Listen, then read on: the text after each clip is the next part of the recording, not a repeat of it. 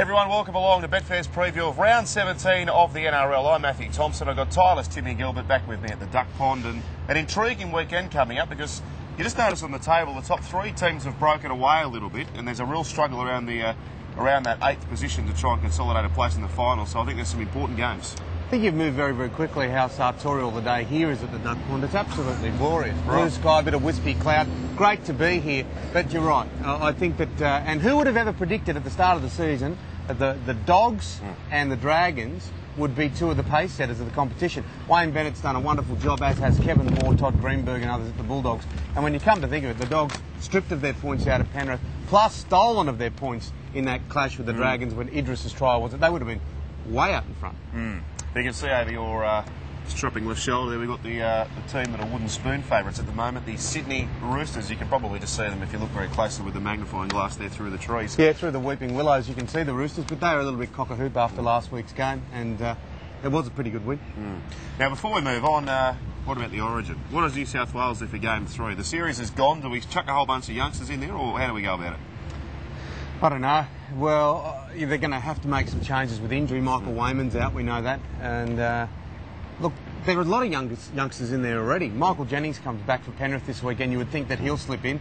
I'd like to see both the Morris twins in there on the wings. I'd like to see Jared Hayne at fullback. I'd like to see Jared Mullen at halfback and Kurt Gidley at 5'8". I don't know if they'll do that. I think that they'll try and stay with some of the tested players in Game 1 and 2. But really their work needs to happen beyond this, don't they? Like, I mean, Game 3, as hard as they want to stop the 3 matches in a row, it's next year that they've really got to work towards. And look, we're paying you the big bucks, so we need the inside scoop. Will your man and friend Gus Gould be at the helm next year? No idea. Oh, all right then. I doubt it though. Friday night. I'd only go with what he said. I doubt it. Friday night NRL action. Thanks for that. The Broncos versus the Warriors. $1.40 the Broncos, and you'll get about $3.30 about the New Zealand Warriors come kick-off. I'm not taking the shorts about the Broncos at the moment, are you? Yeah, they're not convincing, are they? But the Warriors, they can mix their form. They've been a real disappointment in season 2009 after that wonderful finish at 2008. You'll remember the crowd there at Mount Smart Stadium in that semi-final where they beat the Roosters, and that win down there in Melbourne. They just haven't done any of that this year. Nathan Fiends left the club, joined the Dragons this year. They've got things going wrong for them. I think the Broncos, with Israel back, with Justin Hodges back, they'll get there, but yeah, you're not completely convinced, though. No, well, Peter Wallace is playing with a broken rib and they've named him again. I thought they might try and give him some time off just to get it right for the back end of the year, but he's certainly there on confidence as well. Now, St George Illawarra, red-hot favourites here, around about $1.30. The Roosters, they're $3.50. I think they'll get out near $4 on Betfair come kick-off in this game. Yeah, hard to bet past the Dragons. They weren't attractive last week, but their defence was phenomenal in the early part of that second half to get home against the Tigers.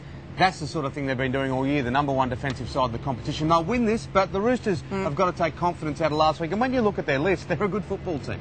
So the Dragons to win, but you know, the Roosters could upset. Yeah, if you get around that 10.5 point start, I reckon the Roosters might be worth having something on there just with the point start. I think the Dragons are due to hit maybe hit a flat spot at some point in the next few weeks, but we'll see what happens there. Now, South Sydney versus the West Tigers here. Souths, they'll be probably favourites in a difficult betting game here, around about $1.90 each of two is the way it stands at the moment. And I thought South Sydney were models to make the finals at the start of the year, and I thought the Tigers were capable of doing it as well, but I'm not quite sure what's happened to me. Yeah, well, if the Tigers, we've been saying it every week for both these football teams, they're so important, and they've both got slimish hopes now of making the 8, don't they? This is a must-win. We've seen the narrow victory for the Rabbitohs over the Tigers out here with the field goal for Nathan Merritt across at the SCG. I think the Tigers will get them this time. They were doing everything but doing things right, if that makes any sense at all, against the Dragons. They had all this... They're doing all the wrong things. They're just making mistakes at the end of it. You know, they weren't playing too badly and just making those fundamental errors which has killed them all year. So essentially, if they can take that out of their game, like what I'm talking about is the drop ball to Chris Lawrence, the drop ball to Dane Laurie. If they take that out of their game, very competitive football team, I think they'll win. And bad press too for South Sydney today too. Talk of a possible player revolt, which isn't what you want to hear in the lead up to an important game like this. And Benji moves from halfback to 5'8", and Timmy Moulton will be playing at half. So he's shuffled the deck chairs a bit, Tim Sheens. He's trying to find something. Melbourne up against Newcastle here. The Storm, $1.55, and Newcastle around about $2.60. Now, I do think there's a little bit of value this weekend with a few of these games, and maybe this is one of them. The Knights make the trip to Melbourne. Difficult to win, but they were terribly disappointing last week, the Storm. Yeah, they were beaten by Canberra in Canberra. The Knights are every chance of winning this game. And I won't tip them on the back of the fact that Melbourne are back at home. But, yeah, it'll be a beauty. I'm going to tip Newcastle. There we go. First upset of the week for me. Crystal ball. North Queensland versus the Cronulla Sharks. No Trent Barrett again. For the Sharks, obviously, he's suspended, and I think North Queensland are the best bet of the weekend at home. I'm with you. All day, the Cowboys on this one. Oh, that's what you want to say? Yeah, well, I mean, I could elaborate, but I think the Cowboys will win.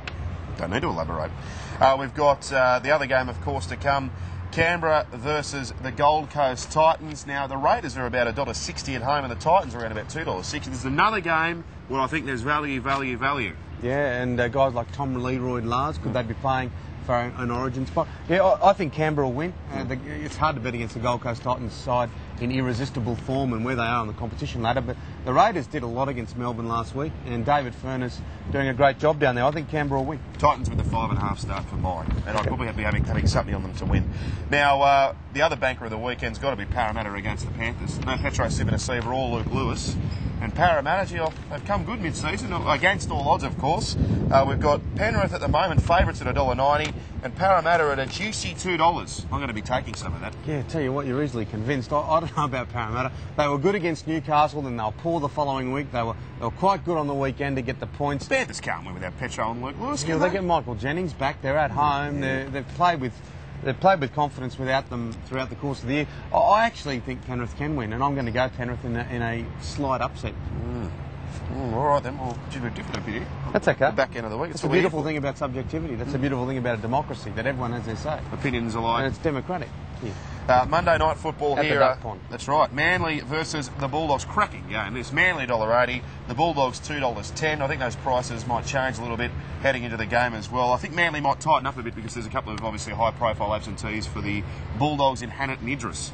Yeah, they're gone, but obviously they'll be buoyed by the fact that Hazem El Masri has said sayonara, and what a player he has been. Every game will be a bit of a tribute to Hazem throughout the course of the rest of this season. I don't know whether or not that'll get him across the line without those couple of prominent players, and at Fortress Brookvale is another question. I think Manly to get home in a narrow one. They're in the top 8 now. They're getting a bit of confidence about them. And, yeah, Manly just get home. Yeah, I'm with Manly there as well. Should say as well on Betfair's Premiership market, we've got the Dragons favourites at $5.80, but the Bulldogs, $6.20 equals second favourites to win the comp now with the Melbourne Storm. The punters aren't taking any risks with Melbourne. They've been a bit up and down, but I think the general consensus is come to the business end of the season, they'll be there when the whips are cracking. But what a great meteoric rise for the Bulldogs. Yeah, and a breathtaking back end of the season. What are we in, round 17 now? And we've got, like, less than 10 rounds to go, or around 10 rounds to go, then the semi-finals. I like seeing the Dogs and Dragons and a few of these other teams up near the top, because imagine if we had a Dragons-Dogs grand final. Oh, every chance, aren't we? In fact, I was going to have a little Quinella bet. That'd be the one I'll be having. You might find it hard to get a ticket if that's the case, but enjoy your footy, have a great weekend, and I hope your team wins. See you later on.